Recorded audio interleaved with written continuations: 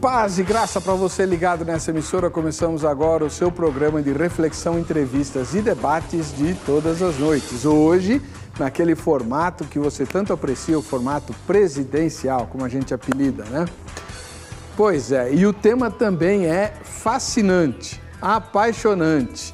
Um dos assuntos mais discutidos até hoje da Bíblia. Uma passagem enigmática registrada lá em Samuel, onde o rei Saul, pirado, procura uma feiticeira que ele mesmo tinha condenado à morte, né, para invocar o espírito de Samuel, profeta Samuel, juiz Samuel, homem de Deus Samuel, que já havia partido desse mundo. E Saul estava tão destrambelhado, tão perdido, tão sem direção, sem norte, que precisava de alguém de Deus para falar com ele. Deus se recusava a conversar com ele por Urim e Tumim e por outras coisas, né? Então ele invocou o Espírito de Samuel. O problema na passagem é que alguém responde para a feiticeira. Ela invoca o Espírito de Samuel e alguém aparece. E aí? Quem foi que falou com a feiticeira? Quem foi que trouxe o recado, aliás, nada positivo, para Saul? Foi Samuel, já morto, ou foi um demônio?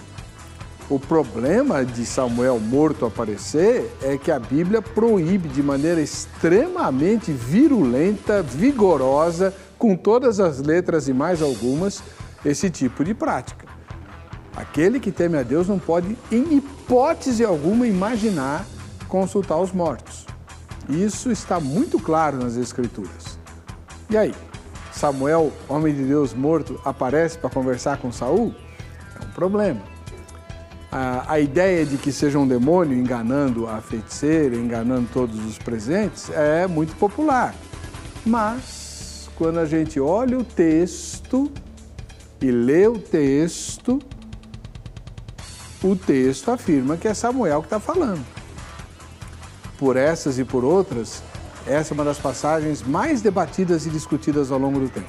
O Vejam Só trouxe dois eruditos, homens de Deus que confiam na palavra do Senhor e que servem ao Altíssimo, com opiniões diferentes. Ouça-os. Você certamente vai se enriquecer e aprender muito com eles hoje. Está no ar o Vejam Só.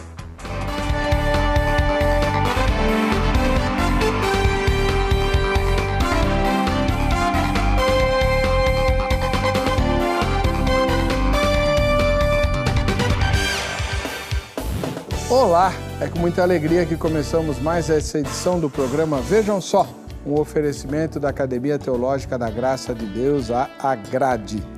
Hoje nós temos um debate e quem tem que começar o debate é quem nasceu mais antigamente. Você nasceu que ano, pastor? 73. E o irmão? E ganhou. Não quer contar? Tá bom. Pastor Thomas Tronco. Ele é ministro da Igreja Batista Redenção, parceiro do Vejam Só. Muito obrigado pela sua presença. Deus Prazer. abençoe. Seja muito bem-vindo. Eu que agradeço o convite, sempre veio com muita alegria. Faz tempo que o senhor não vem, né? Eu fiz uma cirurgia de coluna e fiquei aí um tempo parado. Tá tudo bem? Tá, graças a Deus. Tem dias bons, dias maus, mas a graça de Deus está em todos eles. Amém.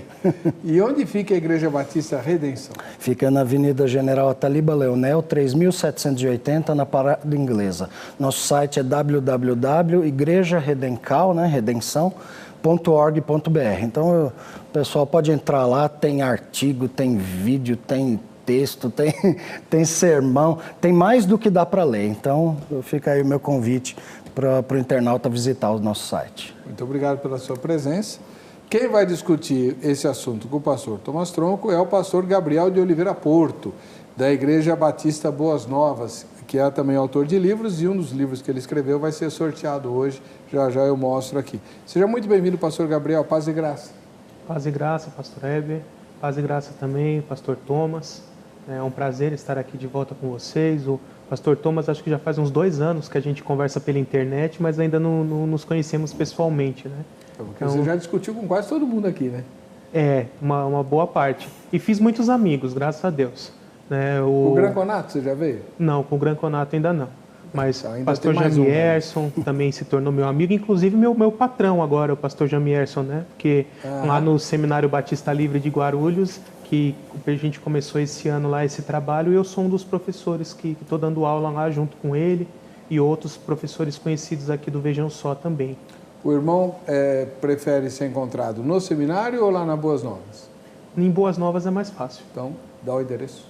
A Igreja Batista Boas Novas fica ali na região da Vila Prudente, Rua Marechal Malete, número 611, Parque da Vila Prudente, perto ali do metrô Vila Prudente, da Avenida Anhangamelo.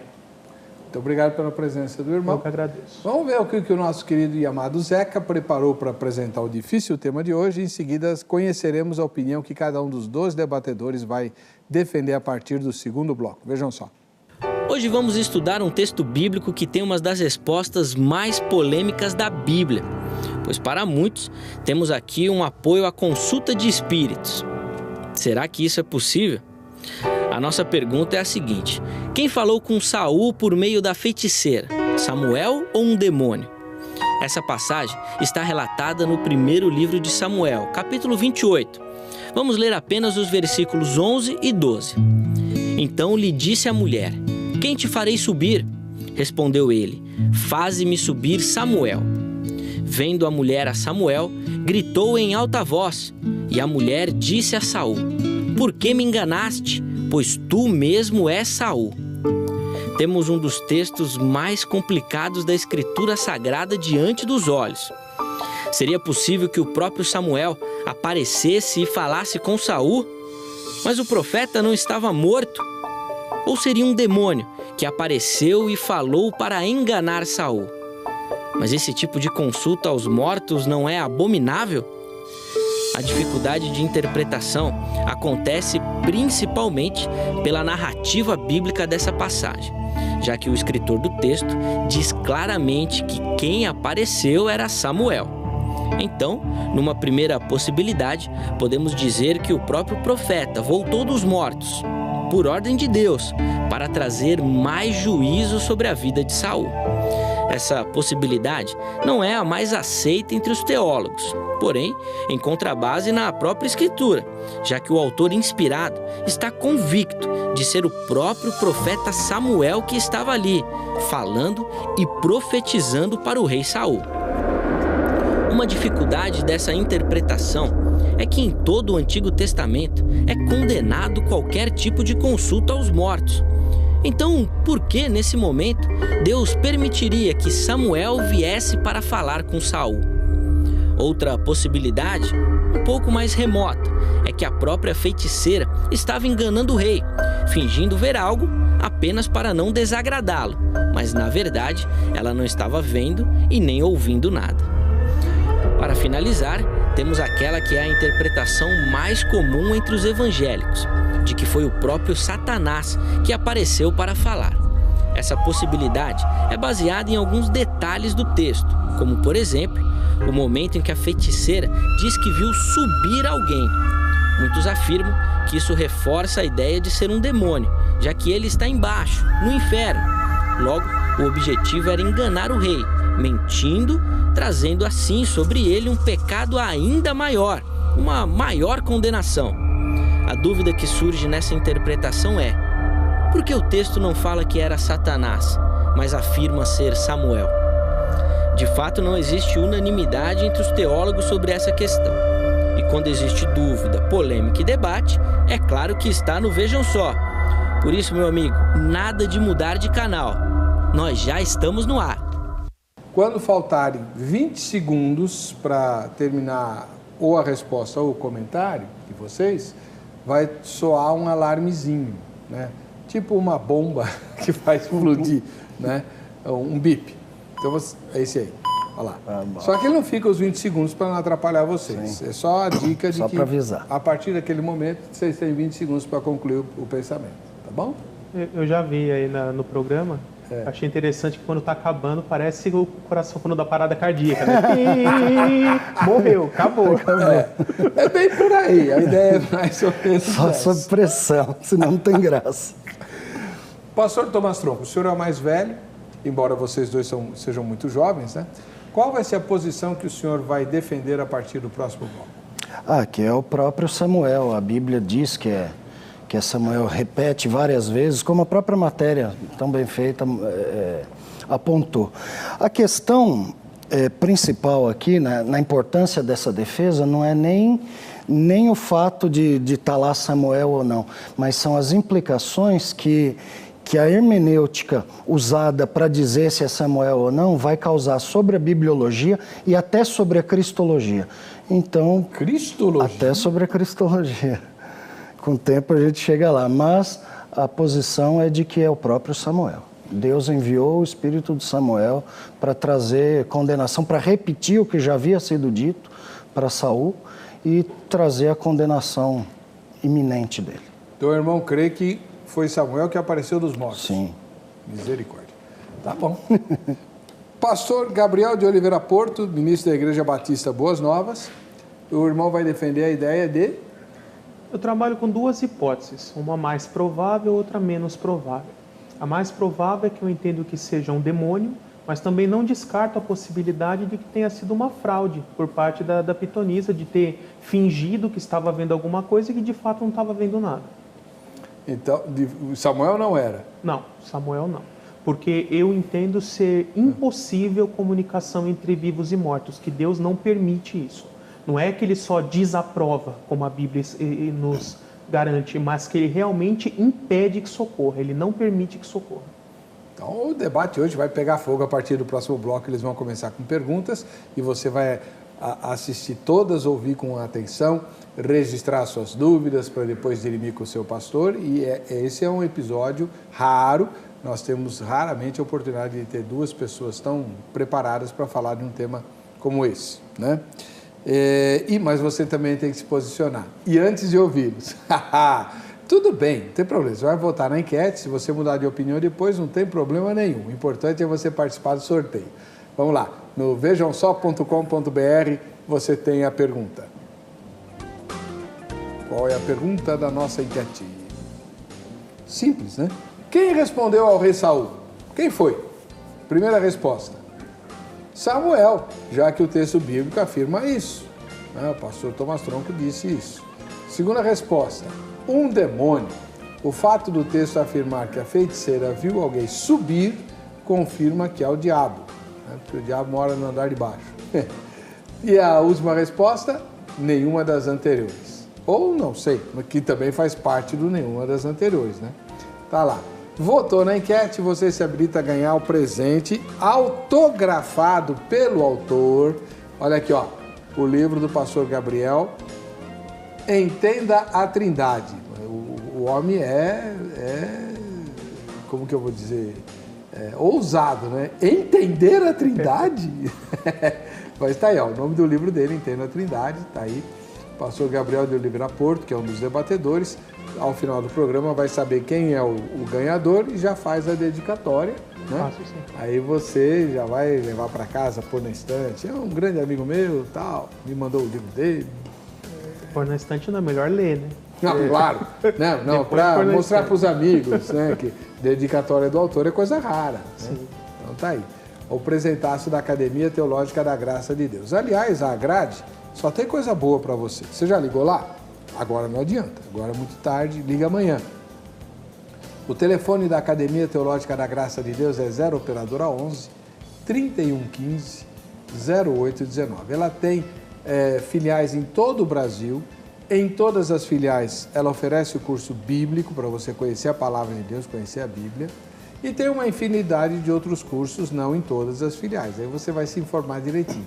As novidades são curso de música, né, com aula de canto, né, vai aprender a cantar, uma bênção, aula de violino, né, outros instrumentos também, tem aula de gestão eclesiástica, para ajudar principalmente quem está abrindo igreja e a cidade, o município começa a pegar no pé, porque você não está em dia e tal. Então, esse curso vai te orientar o que você tem que fazer, o que não tem, para administrar a sua igreja de acordo com as leis brasileiras. Tem curso de análise bíblica, de escatologia, tem curso de teologia, tem uma infinidade de cursos lá, tá bom? Liga lá amanhã, 0 operadora 11 31 15 08 19. Deixa eu ver, acho que nós já esgotamos o assunto desse bloco, embora não tenhamos esgotado o tempo, que vai ser compensado nos próximos blocos. A partir da volta, nós teremos aqui 3 minutos para cada resposta e 3 minutos para cada comentário. Sai daí, a gente volta já.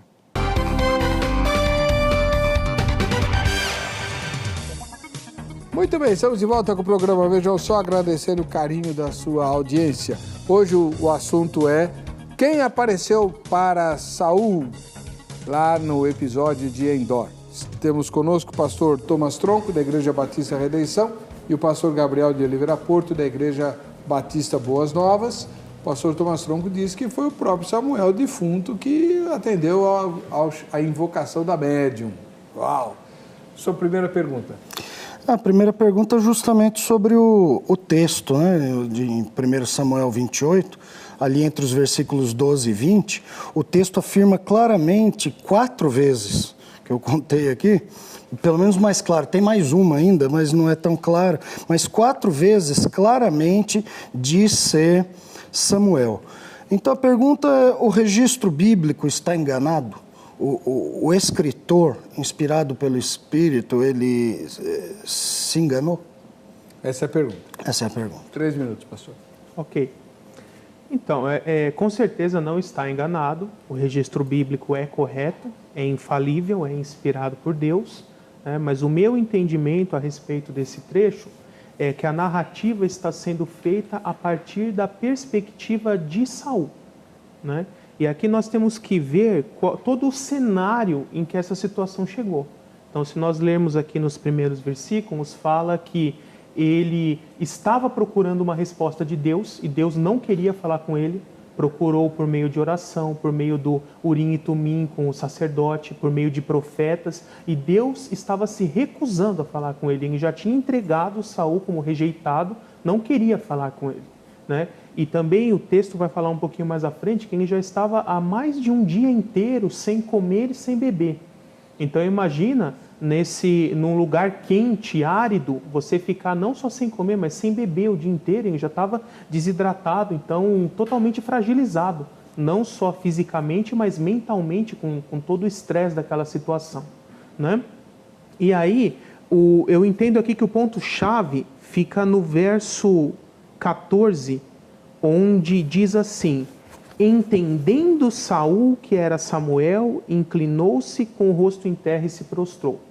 Então, a partir desse versículo, eu entendo assim que, é lógico, foi muito fácil ele ser enganado, porque quando ele chegou lá, falou assim: eu quero que você me invoque um espírito. Aí ela já pergunta: de quem? Aí ele fala: de Samuel. Então não precisou nem adivinhar de quem era, ele já entregou. Aí depois, quando ela fala que vê alguém subindo, é lógico assim, Saul não viu nada.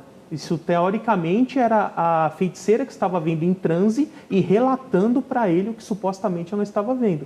E aí ela dá uma descrição genérica: via um velho com uma capa. Todo mundo conhecia Samuel, todo mundo sabia como ele era, então qualquer um ia dar uma descrição dessa, né? E aí o texto diz: entendendo, pensando, né, supondo que fosse Samuel, ele agiu de forma coerente com essa ideia de quem ele estava pensando. Mas, no meu entendimento, a descrição seguinte está dentro da ótica do rei Saul enganado, que estava pensando ser Samuel, mas que ele cometeu um equívoco. E a Bíblia registra esse equívoco que ele cometeu pela própria perspectiva dele. Então, o texto não tem erros, mas registra a percepção de Saul, é isso? Sim, uma percepção equivocada. Ok, muito obrigado pela sua resposta, deu certinho. Pastor Thomas, seus comentários. Sim, o problema é que Saul não é o escritor do livro de 1 Samuel. E então, a visão que ele teve, ou que ele supôs, não foi o que dirigiu, por exemplo, no versículo 12, o autor original, movido pelo Espírito, produzindo a palavra inspirada, inerrante de Deus, escreveu: vendo a mulher a Samuel, gritou em alta voz. Depois no versículo 15 diz assim, a hora que já entra na conversa, né? Samuel disse a Saul. Depois no versículo 16, então disse Samuel. E finalmente o versículo 20 mostra o estado em que Saul ficou por causa das palavras de Samuel. Então, Saul não é o escritor. Ele aparece aqui na história contada por outro escritor. Mas, quando a Bíblia mostra um episódio em que há um engano, sim, ela deixa isso claro. Um exemplo é o de Davi, quando foi enganado pela mulher de Tecoa. Ela chegou e contou uma história, Davi não queria receber Absalão em casa. E aí houve ali uma tramóia, Absalão procurou a mulher e falou, vai lá e finja que aconteceu uma história assim com você. Conte essa história e aí produza no meu pai uma declaração que me beneficie. Só que o próprio texto, narrado pelo autor, deixa isso claro. Então isso mantém a veracidade da palavra de Deus. E o fato de a mulher gritar aqui em alta voz e perceber que era Saul e dizer, por que me enganaste? Mostra que o que ela viu foi algo completamente diferente do que ela estava acostumada. Então esse texto, versículo 12, diz que vendo a mulher a Samuel, gritou em alta voz e disse a Saul, por que me enganaste, pois tu mesmo és Saul? Esse texto mostra que nem ela viu as coisas que ela costumava ver através do engano de demônios, nem ela estava fingindo algo assim. Se ela fingisse, ia ser conforme o modo como ela agia, como ela consultava lá os espíritos malignos. E se fosse um desses espíritos, ela estava acostumada a ver, ela não estaria assustada. Mas o maior problema é o texto dizer, vendo a mulher a Samuel, Samuel disse a Saul. Se não é Samuel que disse a Saul, então o relato bíblico tem um problema. E a regra usada para esse tipo de interpretação, para dizer que não é Samuel, aqui está dizendo que é Samuel, mas é uma visão equivocada, isso vale depois para o resto da Bíblia inteirinha. E aí vai mexer na bibliologia e até na cristologia. Muito obrigado, pastor Tomás Tronco. Agora é a vez do pastor Gabriel Daltruco. É ele que vai fazer a primeira pergunta. Eu gostaria, se possível, só fazer um breve comentário, complementando um pouquinho a minha primeira resposta, porque o fato da pitonisa ter se assustado pode ser por ela ter descoberto que era Saul, porque Saul veio disfarçado. Então ela não sabia que era Saul. Quando ela percebeu que era Saul, ela assustou. Né? Então esse pode ser o motivo dela ter gritado e não de ter sido verídica a visão. Deixa eu só lembrar uma regra. Nós não temos tréplica. Certo. Tá? Então você pode incluir isso na sua pergunta, por exemplo, ou em alguma resposta que o irmão der. Só um detalhe bem rapidinho. Por exemplo, lá em Josué fala que ele orou para que o sol parasse.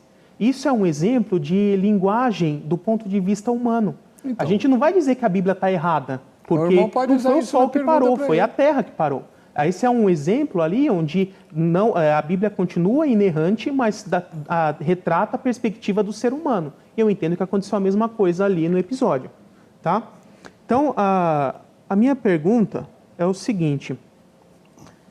O ponto de divergência aqui, o texto ali de 1 Samuel 28 fala que foi invocado um espírito, né? Então, o entendimento que eu tenho da palavra espírito é que seja um demônio. O entendimento que o pastor Thomas tem é que seja uma pessoa que já faleceu, né? Eu separei aqui alguns textos bíblicos só para dar um embasamento de que a Bíblia usa a palavra espírito para se referir a demônios. Então, aqui até rapidamente, por exemplo, Mateus 8,16. Ao anoitecer foram trazidos a ele muitos endemoninhados e ele expulsou os espíritos. Com uma palavra curou a todos os doentes. Então ele faz essa ligação, endemoniados, espíritos, confirmando que espíritos são demônios. Né? Eu poderia pegar aqui também Marcos 1, 23 e 24. Justo naquele momento na sinagoga, um homem possesso de um espírito imundo gritou: o que queres conosco, Jesus de Nazaré? Vieste para nos destruir? Sei que tu és o Filho de Deus. Né? Mais aqui à frente, por exemplo, esse é curioso aqui, Atos 16, diz assim: certo dia, indo nós para o lugar de oração, encontramos uma escrava que tinha um espírito pelo qual predizia o futuro. Ela ganhava muito dinheiro com seus senhores com adivinhações. E o texto prossegue depois que Paulo expulsou esse espírito e tal. E mais à frente, em Atos 23, verso 7 em diante, dizendo isso, surgiu uma violenta discussão entre os fariseus e os saduceus e a assembleia ficou dividida. Abre parênteses. Os saduceus dizem que não há ressurreição, nem anjos, nem espíritos, antagonizando anjos e espíritos como sendo demônios de novo. Mas os fariseus admitem essas coisas.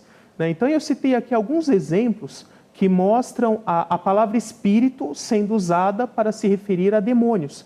E ela é usada a demônios e também a anjos. Por exemplo, Salmo 104, Hebreus 1 diz que os anjos são espíritos. Então eu gostaria que o pastor Thomas me mostrasse um texto ou alguns textos onde descreva que uma pessoa que já morreu é chamada de espírito. Não que um ser humano tenha um espírito ou que quando ele morre o espírito vai para Deus, mas mostrando claramente alguém já morto sendo chamado de espírito.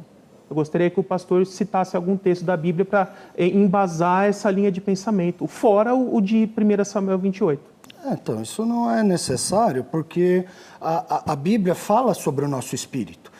Um anjo é um espírito, Deus é espírito, Jesus rendeu seu espírito, entregou seu espírito, o homem morre, seu corpo volta ao pó, e seu espírito a Deus que o deu. Então, esse raciocínio não colabora em nada, porque todos, tanto anjos como demônios, quanto homens, como Deus, são chamados de espíritos. Eles têm espíritos. Mas mas a questão é que aqui no espírito em algum lugar da Bíblia? Oi?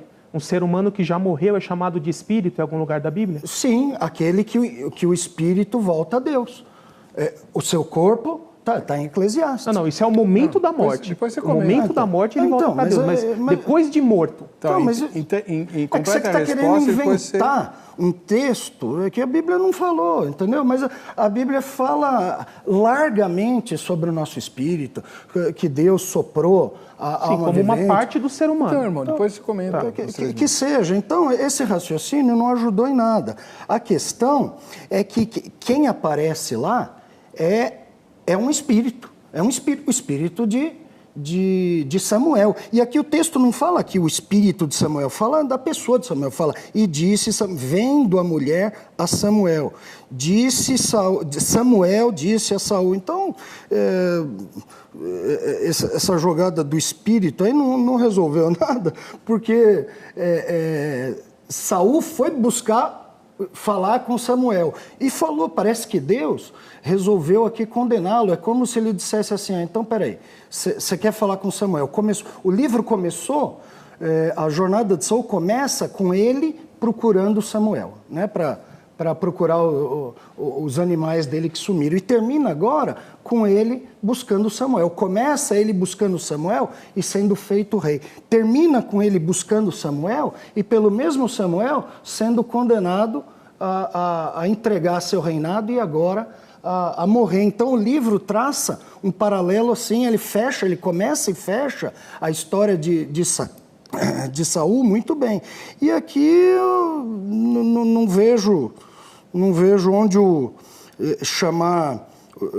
limitar a palavra espírito aos demônios resolve alguma coisa, já que Deus é espírito, já que Jesus entregou o seu espírito, já que o espírito do homem volta a Deus que o deu.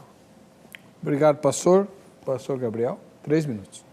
Então, eu fiz essa pergunta justamente porque eu rastreei todas as ocorrências da palavra espírito na Bíblia, tanto o Antigo quanto o Novo Testamento, e não há nenhuma ocorrência na Bíblia em que alguém já morto seja chamado de espírito, né? Existe a pessoa, enquanto está viva, a pessoa fala do espírito dela, né?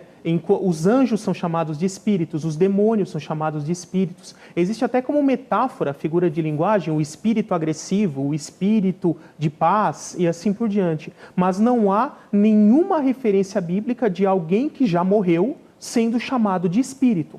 As pessoas nesse estado entre a morte e a ressurreição, elas não são chamadas de espíritos, elas são chamadas de almas. Nós encontramos 2 referências disso na Bíblia, pelo menos, Eu posso até citar aqui de cabeça, Apocalipse 6, versos 9 a 11, quando ele abriu o quinto selo, vi as almas dos que foram mortos pelo testemunho de Deus e pela palavra que deram. E depois Apocalipse 20, versos 4 a 6, onde diz, vi as almas dos que foram decapitados pelo testemunho de Deus, eles ressuscitaram e reinaram com Cristo pelos 1000 anos. Então, a definição que a própria Bíblia dá para o estado em que a pessoa se encontra após a morte é alma, não é espírito. A palavra espírito, nesse caso de como um ser inteligente não material e que pode se manifestar e incorporar em alguém, a Bíblia usa exclusivamente se referindo a demônios, em alguns casos em anjos bons também, mas nunca para ser humano. Então, o próprio fato de Saul ter dito que queria que invocasse um espírito e foi invocado um espírito, já é uma prova que é um demônio. Ok. Vamos lá. Primeira rodada concluída. Segunda rodada agora. Pastor Thomas Tronco, sua segunda pergunta. Muito bem. Quem apareceu a Jesus no Monte da Transfiguração? Moisés ou um espírito maligno? Uau! Ok. 3 minutos. Foi Moisés, e graças a Deus eu comento isso no capítulo 9 do meu livro de escatologia, para ninguém dizer que eu vou inventar agora o que eu falei, já está escrito há anos aí. Então, por que o texto ali fala que foi chamado Elias, que apareceram à presença de Cristo, Elias e Moisés? Não fala Elias e a alma de Moisés, nem Elias e o espírito de Moisés. Então, qual é o meu entendimento a esse respeito? Elias, nós temos a certeza de que ele está vivo, porque subiu aos céus vivo. E Moisés é representado exatamente igual a Elias, com a mesma aparência, com a mesma natureza, com a mesma essência. E o texto não diz alma de Moisés ou espírito de Moisés, diz Moisés. Por isso, eu entendo que naquele momento Moisés estava vivo. E como eu encaixo isso? Eu entendo que Moisés chegou a morrer, ali no final de Deuteronômio, mas que ele foi ressuscitado, não de forma glorificada, como os adventistas defendem, por exemplo, mas apenas voltou a viver no mesmo corpo mortal. E que ele foi levado vivo aos céus, assim como Elias algum tempo depois. E os textos que corroboram isso é que o próprio Deuteronômio fala que nem o corpo nem o túmulo dele nunca foram encontrados, e depois nós vamos encontrar no Novo Testamento que uma citação de um livro chamado Livro da Ascensão de Moisés, onde Judas vai falar que o próprio arcanjo Miguel lutou com Satanás pela posse do corpo de Moisés. Então, por que Deus teria que mandar um arcanjo, talvez o mais forte arcanjo, para lutar com Satanás pela posse de um corpo que estaria destinado a simplesmente se dissolver na terra? Isso não faz sentido nenhum. Então, Deus tinha algum propósito a ser realizado com aquele corpo. E por que Satanás ia assumir uma briga com Miguel por causa de um cadáver? Também não faz sentido. Então, o único sentido é que Deus tinha um propósito a ser cumprido por meio daquele corpo. Trazerem de volta à vida e levá-lo vivo aos céus. E qual o motivo disso? Deus já tem em seu plano para a história da humanidade, lá na frente, durante o período tribulacional, trazê-los como as 2 testemunhas, relatadas em Apocalipse 11. E o texto lá fala que depois do seu ministério de 3 anos e meio, eles serão mortos. Por isso eles têm que estar ainda em corpos mortais. Ficarão ali 3 dias mortos e depois sim ressuscitarão de forma glorificada e subirão aos céus. Então, como Deus já tinha esse plano de Moisés lá na frente ser uma das 2 testemunhas, ele mandou o arcanjo Miguel para ressuscitá-lo e levou ele vivo aos céus, de forma que no episódio da transfiguração, tanto Moisés quanto Elias estavam os 2 vivos. Não ocorreu ali nenhuma comunicação com mortos, nenhuma necromancia. Até impossível que ocorresse, porque a Bíblia diz que Jesus nunca pecou, viveu sua vida inteira sem pecado. E se ali ele tivesse invocado Moisés estando morto, ele teria cometido o pecado de necromancia, abominação perante Deus, descrita lá em Deuteronômio 18. Obrigado, pastor Gabriel. Pastor Thomas, seus comentários. O problema é que a Bíblia não fala nada disso, de Deus ressuscitar o corpo de Moisés. E, aliás, eu nunca nem tinha ouvido falar nisso. O texto só fala que o seguinte, em Deuteronômio 34:7, tinha Moisés a idade de 120 anos quando morreu. E só isso. E não, o resto é tudo invenção. Agora, o que diz no Monte da Transfiguração é que enquanto ele orava, a aparência do seu rosto se transfigurou, suas vestes resplandeceram de brancura, eis que 2 varões falavam com ele, Moisés e Elias, que apareceram em glória e falavam da sua partida. Então, também não é um aparecimento, esse falar, apareceram em glória, não é um surgimento qualquer, apareceu Moisés andando lá. Então, aqui é o mesmo caso, é idêntico, Deus não costuma fazer isso. Mas ele fez 2 vezes. Ele enviou o espírito de Samuel para uma tarefa pontual, que foi condenar Saul e mostrar para o povo que queria um rei igual aos dos outros povos. Né? Esse foi o erro de Israel. Israel teria um rei, tinha promessas de que eles teriam reis. Já tinha até dito de que tribo viriam os reis, mas eles queriam um rei como das outras nações. E a vinda de Samuel, e que o texto diz, e disse Samuel, aqui não diz o espírito de Moisés, lá também não diz o espírito de Samuel. Fala, e disse Samuel a Saul, e a mulher viu a Samuel, e por causa de Samuel. Não fala o espírito de Samuel nenhuma vez, não existe. Fala, nos versículos anteriores não existe a expressão o espírito de Samuel, não existe naquele texto. Saul foi procurar um espírito, ele foi fazer o errado. Mas quando fala da vinda de Samuel, fala Samuel, igual aqui, Moisés.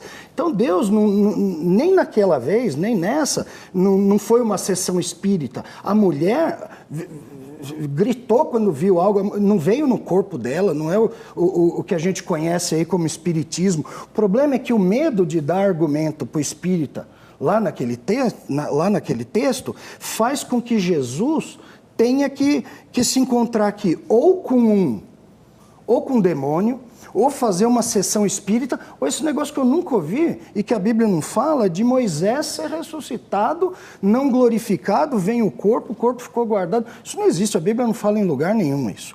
Então o texto fala que Moisés veio, assim como Samuel, são 2 ocorrências especiais. Deus, às vezes, faz coisas extraordinárias, como, por exemplo, o texto de Hebreus 9, 27, que diz que ao homem está ordenado morrer uma só vez, depois disso vem o juízo. Só que aí Deus abre algumas exceções, ressuscitando Lázaro. Lázaro vai morrer 2 vezes. Ou pessoas que ressuscitaram quando Jesus morreu. Ou no Antigo Testamento, pessoas que foram ressuscitadas por Elias e por Eliseu. Então, o próprio Deus que falou que só vive uma vez, só morre uma vez, fez algumas pessoas morrerem mais de uma. Muito bem. O debate vai continuar no próximo bloco. Você não sai daí, a gente volta já.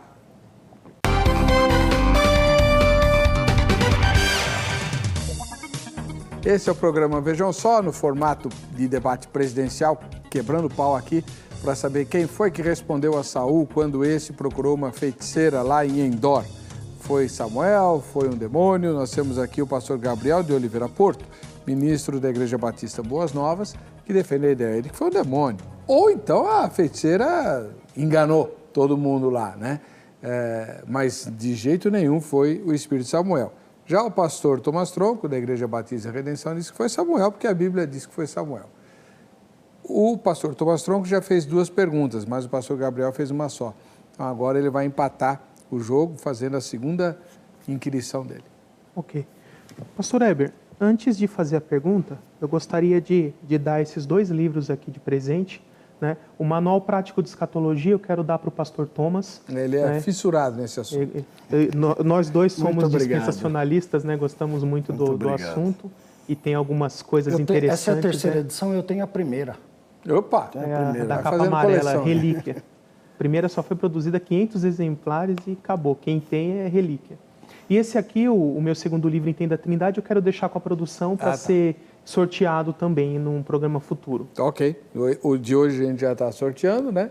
E teremos mais um sobre a Trindade. Esse assunto, agora, entender a Trindade, o irmão é ousado, hein? Às vezes o pessoal olha esse título e acha que eu falo só da Trindade. Na verdade, eu fiz uma sistemática completa de todos os assuntos relacionados ao Pai, ao Filho e ao Espírito Santo. São 3 disciplinas completas aí, né? A teontologia, a cristologia e a paracletologia. Tudo no mesmo volume. Muito bom. Sua segunda pergunta, pastor Gabriel. Então,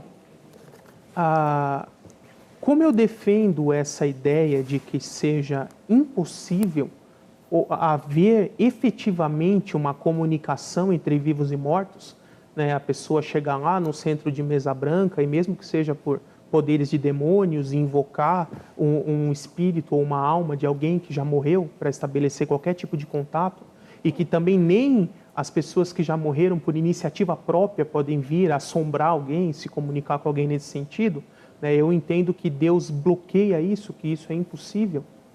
Eu gostaria que o pastor Thomas citasse qual o embasamento bíblico dele, né, para defender de que seja realmente possível comunicação entre vivos comuns e mortos, né? Porque, por exemplo, no caso do Monte da Transfiguração, foi o próprio Deus, na pessoa de Cristo, não é um caso comum, né? E o caso de 1 Samuel 28, ele é bastante controverso, né? Então, fora esses textos, existe algum texto bíblico que pode nos dar embasamento de que efetivamente exista comunicação, a possibilidade de comunicação entre vivos e mortos, que Deus, mesmo desaprovando, que Ele permita que isso ocorra?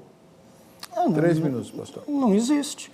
Não existe, tanto que esses são os 2 únicos casos. O problema é que o primeiro caso, eu falei no começo, que pouco muda para a gente se é Samuel ou não. O problema é que quando a realidade vivida no envio de Deus, de Samuel, se junta com o envio de Deus de Moisés, aí o negócio complica, porque aí é Jesus quem está lá. E aí, Moisés, ou não é Moisés, ou Jesus foi enganado. Será que Jesus foi enganado por um espírito? Ou Jesus foi enganado por um farsante? Aí a cristologia vai para o brejo também. Se a Bíblia antes ia para o brejo, agora a cristologia vai para o brejo. Então, é a mesma regra. A gente tem que tomar muito cuidado com que regra a gente usa em Samuel, porque a mesma regra vai ser aplicada no caso de Moisés. E aí o negócio complica. E aí não adianta falar, não, mas é porque aqui era uma pitonisa, lá era na transfiguração, porque fica claro que aquilo que Saul tentou fazer, que aquela pitonisa tentou fazer, não foi o que aconteceu. Não foi o que aconteceu. Tanto que o resultado foi inusitado para aquela mulher. Foi inusitado e tem mais. O que as pessoas costumam dizer que veio lá um espírito para enganar, ele não enganou nada. Ele repetiu as coisas, ele falou, sabe o que ele falou? Ele falou o seguinte, no versículo 19, ele falou, o Senhor entregará também Israel contigo na mão dos filisteus. No outro dia foi isso que aconteceu. Em 1 Samuel 31, fala que o acampamento foi rodeado, que os israelitas fugiram, deram as costas, que os filisteus chegaram lá e os dominaram e os mataram. Depois ele diz no 19 também lá de 1 Samuel 28, tu e teus filhos estareis comigo, ou seja, vão morrer, né? Assim como eu morri, vocês também. A ideia de ir junto é como a de Davi, que o menino, filho de Batseba, morreu e Davi estava lá orando, e ele fala, não tem jeito, agora eu vou comer, porque ele não tem como vir a mim, eu vou a ele. Ou seja, nós vamos morrer, vamos para a sepultura do mesmo jeito. Isso aconteceu também. Os 3 filhos da batalha lá, que estavam na batalha de Saul, está lá registrada a morte deles, e finalmente de Saul. Aí depois ele diz também no 19, Samuel diz, o acampamento de Israel, o Senhor entregará na mão dos filisteus. E também fala isso, confirma isso em 1 Samuel 31, quando diz que vendo os filisteus que eles venceram a batalha, eles habitaram naquela terra. Então o espírito que veio lá, o próprio Samuel, falou toda a verdade, assim como Moisés, quando veio para Jesus, falou a verdade. São os 2 casos que a Bíblia relata. A Bíblia não relata mais nenhum, e os 2 foram feitos de modo extraordinário por Deus. Pastor Gabriel, seus comentários. Ok. Aqui, assim, com todo respeito, eu percebo que nas 2 perguntas que eu fiz, careceu um pouco de embasamento bíblico, né? Porque eu perguntei se havia algum texto bíblico em que pessoas que já morreram são chamadas de espíritos. Não tem, na Bíblia inteira, mas tem textos falando que eles são demônios. Agora eu perguntei se existe algum texto bíblico que diga que é possível comunicação entre vivos e mortos, né?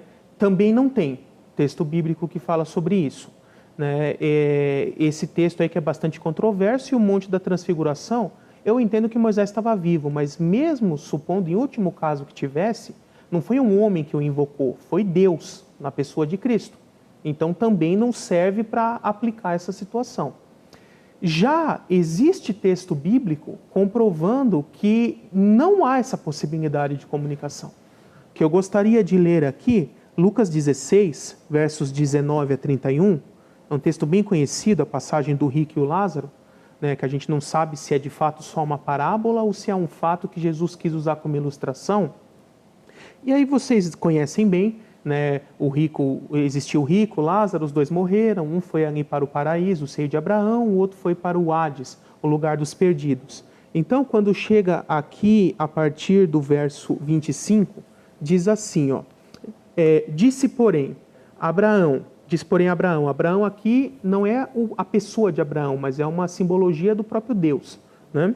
Então, filho, lembra-te de que recebeste os teus bens em tua vida, e Lázaro igualmente os males. Agora, porém, aqui está tu consolado e tu em tormentos.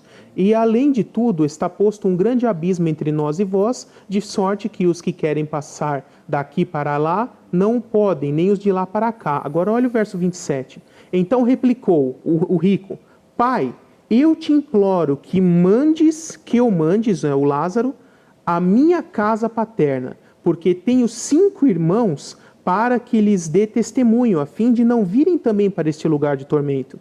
Respondeu Abraão, eles têm a Moisés e aos profetas, ouçam-nos, né, que é uma referência ao cânon do Antigo Testamento, a Bíblia.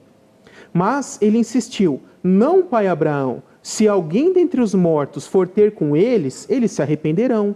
Agora olha o que Deus aqui fala. Abraão, porém, lhe respondeu, se não ouvem a Moisés e os profetas, tampouco se deixarão persuadir, ainda que ressuscite alguém dentre os mortos. Então, ele não podia ir por conta própria, porque ele teve que pedir permissão para Deus. E Deus falou que a única forma de sair do mundo dos mortos para estabelecer algum tipo de contato com os vivos é por meio da ressurreição. Não, ele não pediu para ressuscitar, ele pediu para ter contato com eles, comunicação. E aí ele falou, não creriam ainda que ressuscite alguém dentre os mortos. Então esse texto nos comprova que tanto salvos quanto não salvos após a morte estão retidos no mundo dos mortos, totalmente incomunicáveis, aguardando o momento da ressurreição. Ok. Bom, empatamos, 2 perguntas para cada um. O pastor Thomas Tronco vai fazer a terceira. E nos seus comentários, se o senhor precisar, o senhor pode usar mais 30 segundos, como fez o irmão Gabriel agora, tá bom? Quando a Bíblia diz que Jesus ressuscitou, pode ser que esse registro represente apenas aquilo que o escritor pensou ser verdadeiro, sem que a ressurreição tenha ocorrido? Né? Será que não foi assim a percepção, correu a notícia, Jesus ressuscitou, e ele escreveu lá, Jesus ressuscitou. Mas não foi mesmo isso que aconteceu, porque foi a perspectiva dele apenas? Pode ter acontecido isso? Essa é a pergunta? Essa é a pergunta. 3 minutos, pastor. Bom, é claro que não, né? Mas temos que ver o seguinte, não foi só um autor, foram pelo menos 4 autores de 4 evangelhos, contando Lucas aí que relatou 2 vezes em Lucas e em Atos, né? E além de escritores, houveram diversas testemunhas, não só os 12 apóstolos, as mulheres, os seguidores. A Bíblia fala lá no livro de Atos que quando Jesus subiu aos céus, havia cerca de 500 pessoas no Monte das Oliveiras, que todas testemunharam da ressurreição. E isso foi não só de ver, mas de tocá-lo, né? Nós vemos que Jesus se apresenta ali para Tomé, toque do meu lado, toque na marca das minhas mãos e do lado. E eu acho interessante porque no Evangelho de João não tem, mas no de Lucas tem. Nesse momento ele fala assim, toque em mim, veja que eu sou de carne e osso, porque um espírito não tem nem carne nem osso. A mesma coisa que Jesus falou quando ele andou sobre as águas. Né? Lembra que os apóstolos viram e pensaram que fosse um espírito. Será que eles estavam achando que era alguém morto? Não, era um demônio materializado ali quando eles estavam pensando ser um espírito. E aí Jesus falou, veja, eu tenho carne e osso, por isso que eu não sou um espírito. Né? São esses dois momentos em que Jesus fala isso. Então, vamos ver aí onde que o pastor Thomas vai querer desenvolver essa linha de pensamento, né? Porque ficou claro que é uma pergunta retórica, né? Então vamos lá, vamos ver o que você vai desenvolver em cima disso daí.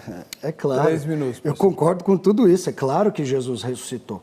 O problema é que a hermenêutica usada para atacar a descrição do autor bíblico, que diz 4 vezes, Samuel disse, viu a mulher a Samuel, foi por causa de Samuel, respondeu Samuel. A hermenêutica usada para tentar desbaratar essas afirmações mais que claras, que também não são uma só, são 4 sequenciais, assim que nem lá em Apocalipse que fala 1000 anos, e ele reinará 1000 anos, e depois dos 1000 anos, fala 6 vezes em pouquinhos versículos, assim, 1000 anos, e aí chega alguém e fala assim, não é 1000 anos, então não dá, né? Então, aqui, 4 vezes disse Samuel. Então, a hermenêutica usada para desbaratar isso, que seria, esse aí é o ponto de vista de Saul, não está errado, mas é que tá errado porque Saul pensou que era isso, mas não é. Isso aí se aplica à Bíblia toda. Eu citei um caso, entendeu?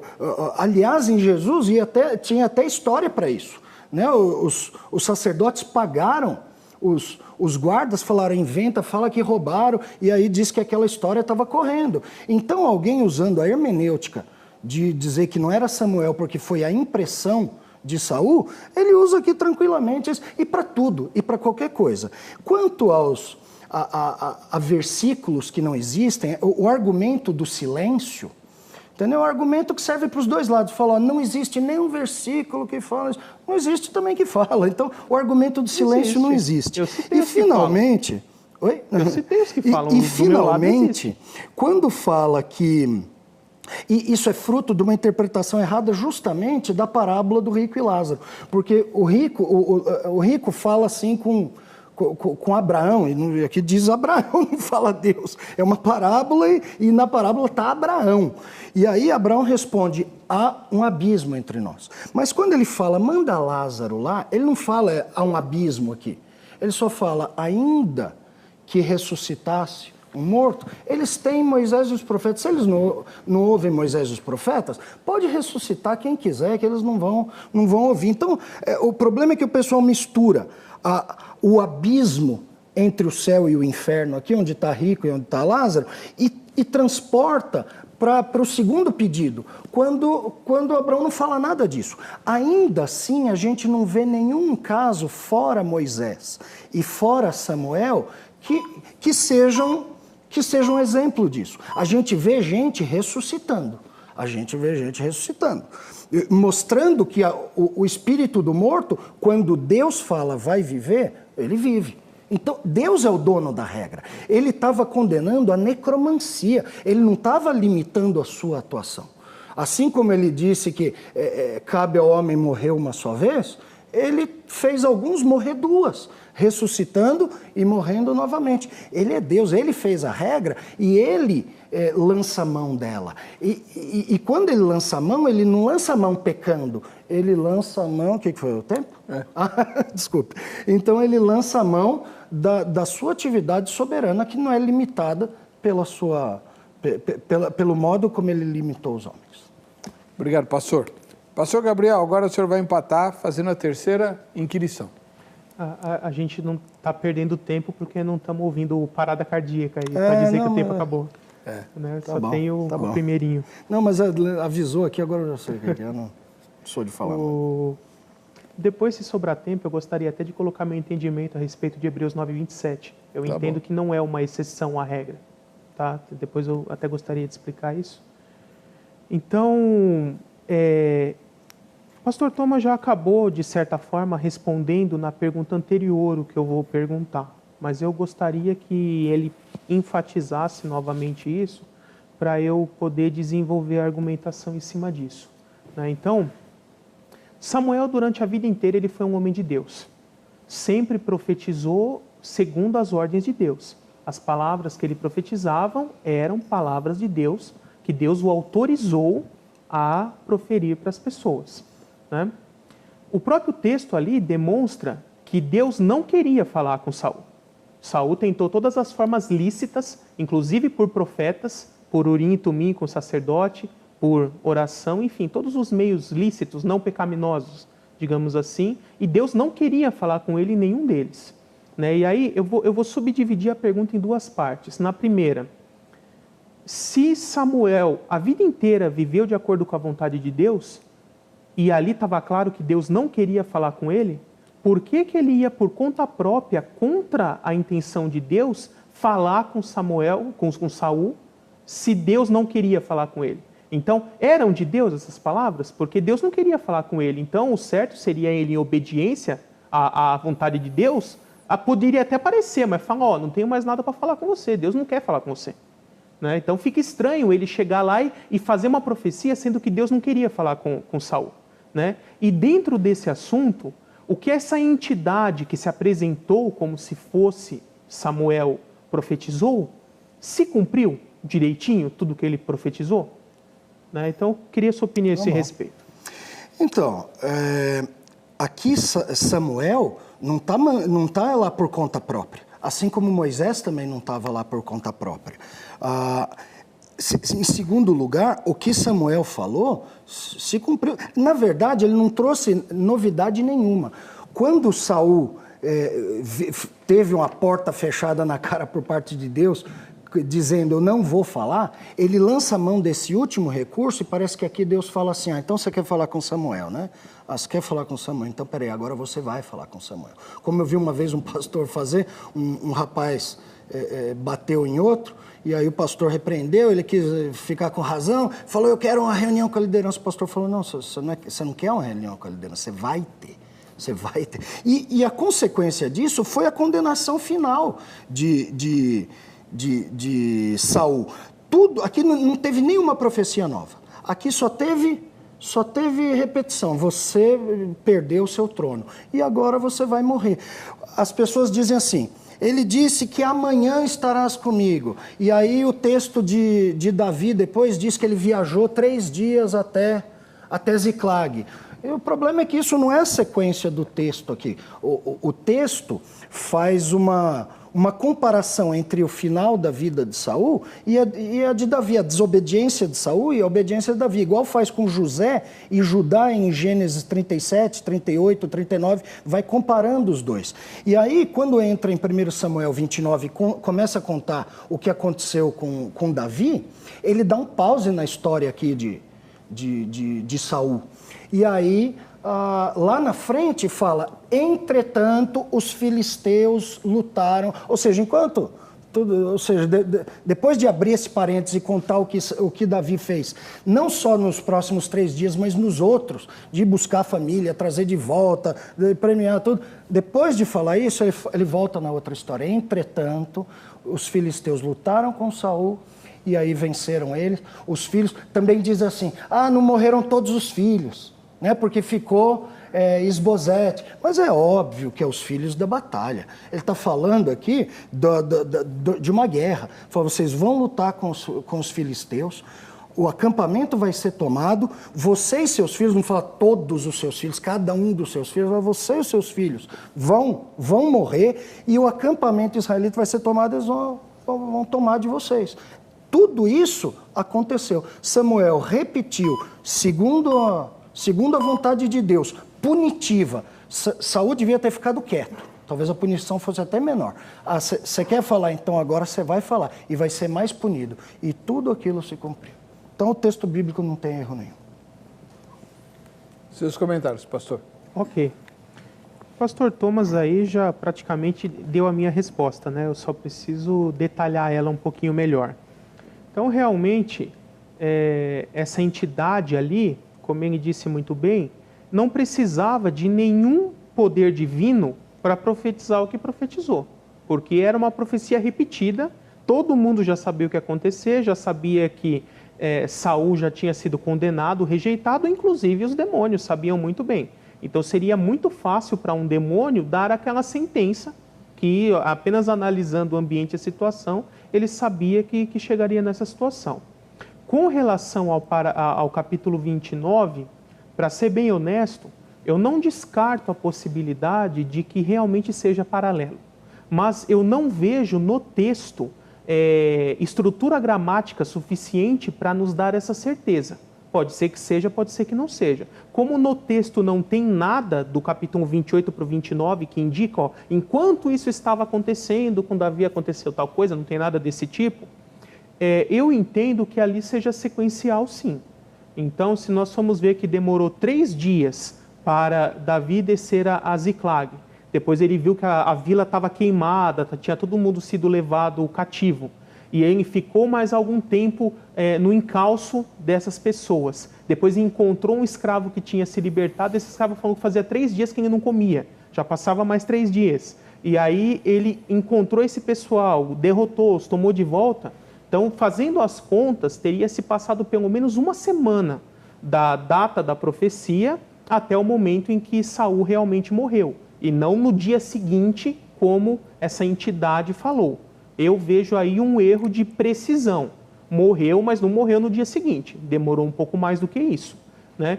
E com relação aos filhos, a ideia que eu vejo lá no texto é de que realmente seriam todos. Quando fala os seus filhos, é todos. Ele não diz alguns dos seus filhos, ou 3 filhos seus, alguma coisa que indique que não fosse todos. Isso teria que ser uma inferência, dizer que é ou não é. E Isbosete, sendo ele adulto e tendo até condição de assumir como rei depois por um curto período de tempo, eu acho que é lógico que ele também foi para a batalha e participou da batalha, mas ele deve ter fugido na hora certa, alguma coisa assim, e acabou sobrevivendo. Tá? Então, a profecia ela não se cumpriu em cada detalhe. Demorou alguns dias até Saul morrer com seus filhos, e não foram todos seus filhos que morreram. Um sobreviveu, que foi o Isbosete, e depois até virou rei. Eu vejo aqui que os demônios, pela análise do ambiente, teriam plenas condições de fazer essa profecia genérica, e justamente o fato dela não ter se cumprido em detalhes prova que não era de Deus, porque a profecia de Deus sempre se cumpre em todos os detalhes, né? E também aqui, como um último ponto a esse respeito, o mesmo texto de Deuteronômio 18 que proíbe a necromancia, o espírito de adivinhação, mais à frente ele vai dizer que se o que alguém profetizou não se cumprir, essa profecia não veio de Deus. Tá bom. Nós fomos perguntar lá na Crentolândia a opinião dos crentes sobre esse episódio tão específico aí da Bíblia. Vamos ver o que eles disseram. Saul, sim, ele foi se consultar com uma feiticeira. Sim. O que a gente quer saber é o seguinte: nessa oportunidade, quem apareceu ali para responder a pergunta de Saul? Foi o próprio Samuel, sim, ou foi um demônio? Sim, na verdade aquela passagem de Saul, a passagem diz que sai um espírito de baixo. E essa palavra de baixo, no termo original, é a mesma palavra que, se eu não me engano, no versículo de Colossenses, que diz que o inferno fica embaixo. Então, esse embaixo é a mesma palavra lá em Colossenses que diz que o inferno fica embaixo. Então, são espíritos de baixo. E naquele tempo, na verdade, eles consultavam necromante, que hoje seria o espiritismo. E isso nós sabemos, tem umas dezenas de versículos na Bíblia que é totalmente errado. É um demônio. Um demônio que apareceu por Samuel. Na minha convicção, do que eu entendo, que seria então o demônio mesmo, né? Senão eu vou ter que desfazer toda a minha crença em questão de retorno de quem morre, né? Com exceção de Jesus, que é a primícia dos que morrem, mas com certeza que foi o demônio mesmo. Com certeza foi um demônio. Ali fica bem claro na palavra de Deus, né? Que primeiro, aquele demônio, a feiticeira diz: eu estou vendo algo subir, né? Então, ou seja, algo que veio ali da profundeza da terra. Segundo, o demônio fala, né, que no outro dia estaria ele e os seus filhos com ele. Primeiro, que Saul não morreu no outro dia. Então houve uma mentira ali. Segundo, que os suicidas não herdarão o reino de Deus, né? Então, ou seja, se ele estaria com ele, com certeza não foi no céu, porque Saul se suicida naquela guerra. Ficou convencido, pastor Thomas? Não dá. Não dá, porque aí eu tenho que rasgar a Bíblia inteira. E eu posso usar essa regra para dizer tudo. Eu posso usar essa regra para dizer assim, criou Deus o céu e a terra. Aí eu digo, não, é que não foi Deus que criou. Entendeu? É que tinha na Babilônia antiga uma crença, e o dilúvio, e Deus enviou o dilúvio. Não é porque lá na Suméria também tinha uma crença antiga, então os autores pensaram isso. Então aí acabou a Bíblia. Onde tem um erro, tem 1000. Então, se eu para não ficar desconfortável, como por exemplo no caso de Jefté, que fez um holocausto da filha. Você fala lá, o mesmo texto de Deuteronômio 18 diz, não passarás teu filho no fogo. E aí ele vem e fala isso, e Deus não promove a libertação. Mandou matar Isaac, deixou um carneiro lá para salvar Isaac. No caso da moça, não. Então a gente vê passagens desconfortáveis, a gente vê Deus punindo as pessoas que são insensatas contra a sua orientação, contra a sua palavra. Agora, eu não posso tirar esse desconforto mudando o sentido do texto bíblico. Se eu fizer isso, acabou a Bíblia. O senhor quer explicar Hebreus 9, 27? Quero. Tenho 1 minuto e meio. Então, eu não vejo ali como uma exceção pelo seguinte, o texto, isso inclusive, quando eu explico nas palestras que eu creio que Moisés ressuscitou, normalmente essa é a primeira pergunta que vem, em Hebreus 9, 27. Aí eu falo, vale a mesma coisa do Lázaro, do filho da viúva de Naim, da filha de Jairo e de tantas outras pessoas que podem ter sido ressuscitadas. No Antigo Testamento, Eliseu ressuscitou um jovem, né? Teoricamente, todas essas pessoas morreram 2 vezes. Então, como encaixar isso com Hebreus 9, 27? O texto ali diz, é dado ao homem morrer uma vez, vindo depois o juízo. Então, o que eu entendo? A condição no sentido salvífico da pessoa, se ela é salva ou é perdida, é selada no momento da morte. No momento da morte, ou ela é declarada definitivamente como salvo ou como perdido. Então, ela morre, se submete a esse juízo, por isso que ali no texto de Lucas 16, quando morre, ou vai para o lugar do salvo, ou vai para o lugar do perdido. E nós vemos na Bíblia que todo mundo que ressuscitou eram salvos. Nenhum perdido nunca ressuscitou. Então a pessoa morre, é submetida ao juízo, nesses casos considerada salva, e aí depois o que aconteceu com esses salvos? Eles voltaram à vida, viveram mais um pouquinho e depois morreram de novo definitivamente. Mas o estado de salvos que eles já tinham, isso não foi mudado. Então eu entendo que isso está relacionado ao juízo. Morre, né, nesse sentido julgado, declarado como salvo, e ali depois não tem problema se a vida dele foi prolongada por um pouquinho. Bom, nós temos aqui a oportunidade, né, rara, de ouvir 2 eruditos, conhecem a Bíblia e temem a Deus, com opiniões diferentes. Eu acho que você já satisfez a sua curiosidade sobre o texto. Se não, você pode continuar o debate com o pastor Thomas Tronco, da Igreja Batista Redenção, e com o pastor Gabriel Oliveira Porto, da Igreja Batista Boas Novas, por meio dos contatos que estão publicados no site vejamsó.com.br. E não esqueça de... Oi. Tem tempo para eu dar um aviso rapidinho? Se for bem rápido. Tá. Você que está nos assistindo, eu gostaria de convidar você, porque eu fui chamado para fazer a primeira caravana escatológica para Israel, né, pela agência de viagens Galion. Que é escatológica? Ela vai ser totalmente voltada para o ensino da escatologia. Então nós fizemos um itinerário de 1 semana em vários pontos ali da Terra Santa, e em todos eles eu vou explicar profecias e eventos a respeito do fim dos tempos. Vai terminar no Vale do Armagedon. Termina em Jerusalém, mas isso é um dos pontos. No vale do porque a gente tem que seguir a geografia, né? Vai do norte para o sul. Né? Mas vai ser um evento muito legal, né? Tá com um preço bem acessível, vai ser agora em dezembro, 11 a 18 de dezembro. Eu vou ser o líder da caravana.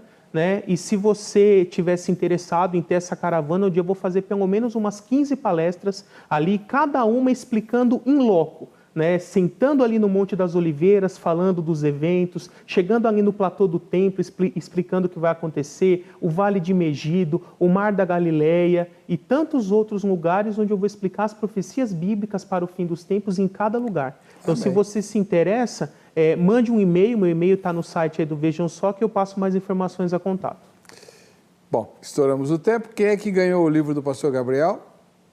Mauro, lá aqui de São Paulo. Maravilha, Mauro. Parabéns, a gente se vê no próximo Vejam Só.